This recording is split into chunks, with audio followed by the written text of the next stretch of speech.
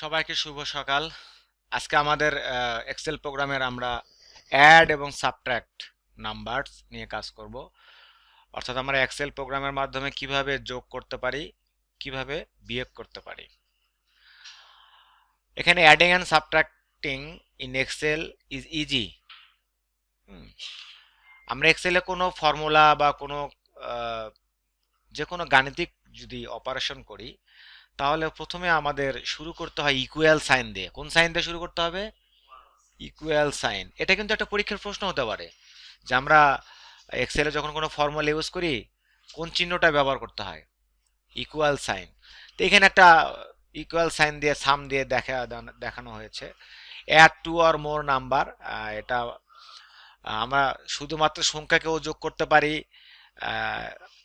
মানে ভ্যালু যেটাকে বলি আমরা, সেটা হরিজেন্টালি যোগ করতে পারি, ভার্টিক্যালি যোগ করতে পারি। এটাকে আমরা যদি বলি লেফট মানে টু রাইট সাইড এবং আপ ডাউন, সবভাবে আমরা যোগ করতে পারি। তো আমরা এক্সেল প্রোগ্রামে চলে গেলাম। এটাকে আমি একটু জুম করি দেখার সুবিধার জন্য। আমি যোগ করার জন্য প্রত্যেকটা, এগুলো একটা সেল, এগুলো কিন্তু একটা অ্যাড্রেস আছে, তাই না? এখানে আমি এখন এখানে অবস্থান করছি, অ্যাড্রেসটা কত? B4।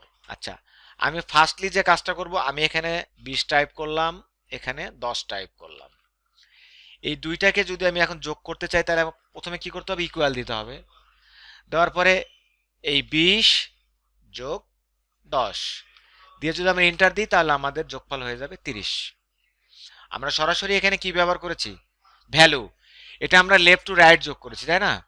আমাদের যদি আবার এরকম হয় যে আমি এখানে লিখলাম 10, 5, 20, 4, আমি যদি আবার এখানে যোগ করি ইকুয়াল দিয়ে, তাহলে আমি এখানে লিখতে পারি 10 যোগ 5 যোগ 20 যোগ 4, ইন্টার। তাহলে আমাদের এখানেও যোগ হয়ে গেল। এখানেও আমাদের, আমি এটাকে হাইলাইট করে দিই যে আমরা এখানে যোগ করলাম, এখানেও আমরা যোগ করলাম, দুটাকে হাইলাইট করে দিলাম। তাহলে এটা আমাদের আপ ডাউন, অর্থাৎ আমরা এটাকে ভার্টিক্যালি বলছি, আর এটাকে আমরা হরিজেন্টালি বলছি, যেভাবে আমরা যোগ করতে পারি। এখন বিষয় হচ্ছে, এটা আমরা সরাসরি সংখ্যাগুলো যোগ করেছি, তাই না? এখন আমি এই একই যোগ করব সেল অ্যাড্রেস ব্যবহার করে, যেটাকে আমরা ভ্যারিয়েবল বলি। যে আমি যদি এখানে এখন 20-এর জায়গায় যদি 10 দিই, এখানে আমার তাহলে 10 আর 10 20 হওয়ার কথা ছিল। আমি এখানে যদি 10, এখানে যদি 5, তাহলে এখানেও চেঞ্জ হওয়ার কথা ছিল, চেঞ্জ হয় নাই। এই জন্যই চেঞ্জ হয় নাই, আমরা সরাসরি ভ্যালু ব্যবহার করেছি। আমরা যদি সেলের অ্যাড্রেস ব্যবহার করে যোগ করতাম, তাহলে এগুলো ডাটাগুলো চেঞ্জ হতো। আমরা আবার এখানে আমরা আবার লিখব 20, 10, এইখানে এবার আমরা যোগ করব ইকুয়াল দিয়ে, যে এইটা 20টা কোথায় লেখা আছে? তাহলে B9 যোগ এটা কততে আছে? C9, inter. কত হলো? 30। এখন আমি যদি এখানে 5 দিই, তাহলে কি হচ্ছে? আমি এখানে আবার দিলাম 20, সরি 29। তার মানে এখন ভ্যালুগুলো ভ্যারিয়েবল হয়ে যাচ্ছে, চেঞ্জ হয়ে যাচ্ছে। অর্থাৎ আমরা এখানে সরাসরি ভ্যালু না ব্যবহার করে কি ব্যবহার করলাম? ওই সেলের অ্যাড্রেস। মজার বিষয় না? আচ্ছা, তাহলে এখন থেকে আমরা যদি গাণিতিক হিসাব নিকাশ করি, সরাসরি ভ্যালু ব্যবহার না করে কি করব? Sell address. ঠিক আমরা যদি এইভাবে একই কাজ করি, যে এখানেও যদি আমার লেখা আছে, আমি যদি না লিখতে চাই আমি লিখতেও পারি। আমি লিখলাম 15, আমি এখানে লিখছি 20, 10, 5। আমি যদি এখানে আমি যোগ করি ইকুয়াল দিয়ে, তাহলে এখানে আছে কত? H2 যোগ H3 যোগ H4 যোগ H5। এখানেও মনে হচ্ছে যে আমরা যোগ করছি, বা ঠিক আছে, কিন্তু মনে হচ্ছে যে এত এভাবে লেখা, তাই না? তো ঝামেলা মনে হচ্ছে। আচ্ছা, তাহলে আমরা এইভাবেও যোগ শিখলাম, এভাবেও যোগ শিখলাম। এখন আমি এখানে চেঞ্জ করলেও ডাটা চেঞ্জ হয়ে যাবে,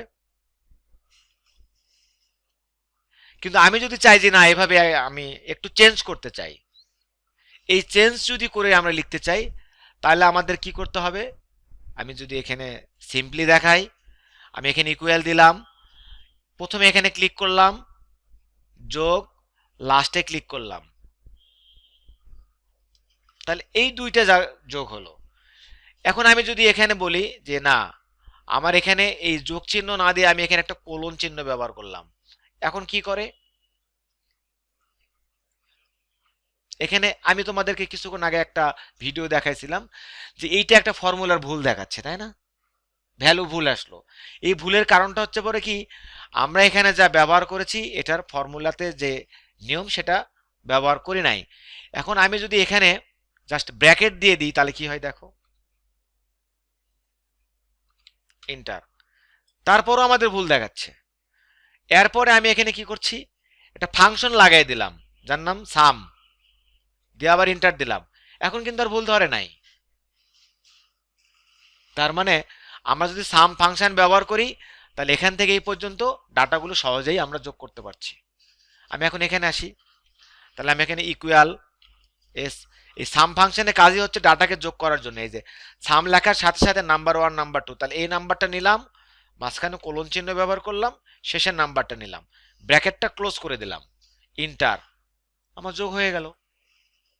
এখানেও তাই, আমি ফার্স্ট এখানে সাম ব্যবহার করব ফাংশন, ব্র্যাকেট শুরু করলাম, লাস্ট নাম্বারটা নিলাম, ফার্স্ট নাম্বারটা নিলাম, কোলন চিহ্ন দিয়ে এটা একটা রেঞ্জ বলা হয়, শেষের নাম্বারটা নিলাম, ব্র্যাকেট ক্লোজ করে দিলাম।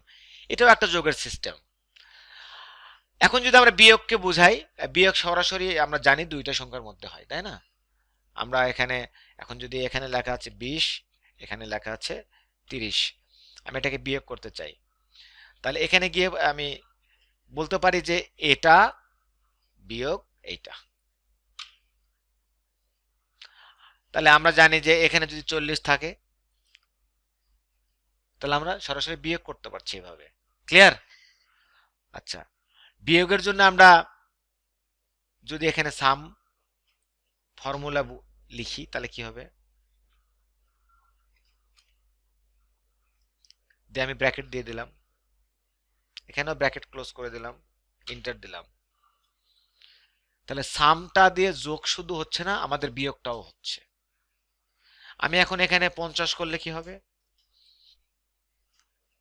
ঠিক আছে, ঠিক আছে না, তাহলে আমরা বিয়োগ করা শিখলাম, যোগ করা শিখলাম। আমি যদি আমার এই নোটকে একটু চিন্তা করি, কিন্তু এখানে লেখা আছে দেখো যে click any blank cell and then type equal sign start formula, after equal sign type a few number separate by plus, এভাবে আমরা করছি। বাট এই প্রসিডিউরে আমরা করতে গেলে আমাদের রিটার্ন ভ্যালু আসতেছে 68 যোগ করলে, কিন্তু আমরা যখন ভ্যালু চেঞ্জ করছি সেখানে হচ্ছে না। তারপরে এখানে আবার সেলের অ্যাড্রেস দিয়ে যদি আমরা ব্যবহার করছি, যেমন এখানে সেল রেফারেন্স যাকে বলা হয় add number using cell reference, cell রেফারেন্সটা সুইটেবল, আমরা এই একই কাজটা করছি সেলের অ্যাড্রেস দিয়ে, এটাকে বলা হয় সেল রেফারেন্স। তাহলে আমরা এখন যেটা করলাম সরাসরি নাম্বার ব্যবহার করে, আর একটা ব্যবহার করছি সেল রেফারেন্স ব্যবহার করে। এই যে দেখো এখানে C1 প্লাস D1, এখানে 5 এবং 3 ভ্যালুটা কোথায় আছে, C1 এ D1 এ, এটাকে আমরা সেল রেফারেন্স বলি। তাহলে আমরা অলওয়েজ যোগ করার সময় আমরা এভাবে করব না, আমরা অলওয়েজ সেল রেফারেন্স ব্যবহার করে কাজ করব। বিষয়টা বোঝা গেছে যে আমরা কেন সেল রেফারেন্স ব্যবহার করব। সেল রেফারেন্স ব্যবহার করলে আমরা যখন ভ্যালু চেঞ্জ করব অটোমেটিক আমাদের ক্যালকুলেশনও চেঞ্জ হয়ে যাবে। আচ্ছা, আমরা যোগের আরেকটা ফর্মুলা আমরা এখানে দেখতে পারি, আমি এটা ডিলিট করে দিলাম। আমি এখানে ক্লিক দিয়ে এইখানে একটা অপশন আছে অটো সাম, এখানে ক্লিক দিলে সে অটো আমরা যা লিখতাম অটো চলে আসবে, জাস্ট এন্টার করে দিলেই হয়ে যাবে, লিখতে হবে না। ডিলিট করে দিলাম, এখানে এসে আমি জাস্ট এই এখানে আমরা অ্যারোতে ক্লিক দিলে সাম আছে, এভারেজ আছে, কাউন্ট আছে, ম্যাক্সিমাম আছে, মিনিমাম আছে, আমরা এখান থেকে জাস্ট সাম, তার মানে আমরা যেটা হাতে লিখতাম সেটা ম্যানুয়ালি যেটা লিখতাম সেটা অটো চলে আসছে, এন্টার দিলে আমাদের কি হয়ে যাবে। তাহলে আমরা কতভাবে যোগ করতে পারলাম,